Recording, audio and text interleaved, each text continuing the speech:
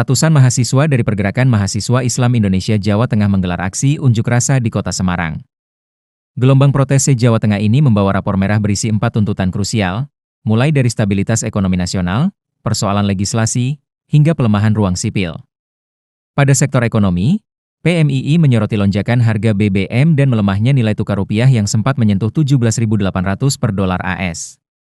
Dari sisi hukum dan legislasi, massa mengecam cepatnya pengesahan revisi UU Polri dan UU TNI yang kontras dengan mandeknya RUU Perampasan Aset selama 18 tahun, serta mengkritik karut-marut program makan bergizi gratis di lapangan. Masuknya aparat aktif ke ranah domestik melalui regulasi baru tersebut dinilai sangat membahayakan demokrasi karena berpotensi menumbuhkan kembali watak militerisme Orde Baru. Koordinator Lapangan Aksi, Andre Bahtiar, menegaskan risiko tergerusnya ruang demokrasi tersebut di sela-sela aksi. Tentunya jelas itu Mas, sangat beresiko dan sangat membahayakan.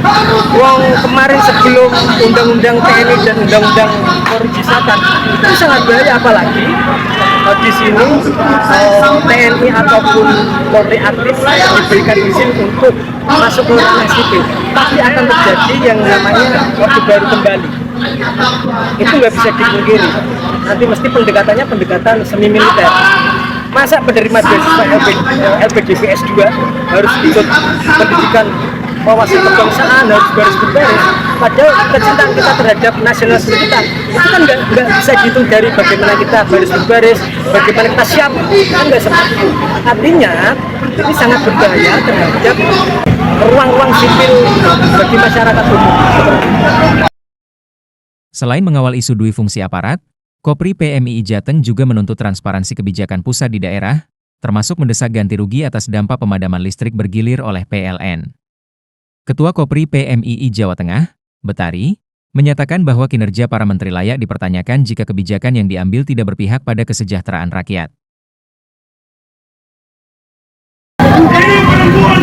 Apa yang dilakukan menteri, apa kebijakan menteri, apa yang sampai ke masyarakat, semua kan kebijakan itu kan muaranya masyarakat ya. Kalau masyarakat ternyata tidak mendapat dampak positif atas kebijakan ini, artinya kan kita mempertanyakan kinerja para menteri.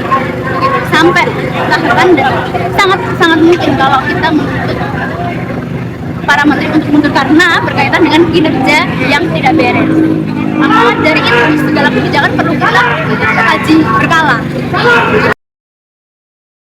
Kondisi di lapangan sempat memanas menjelang sore akibat ruang dialog yang terganggu polarisasi, hingga aparat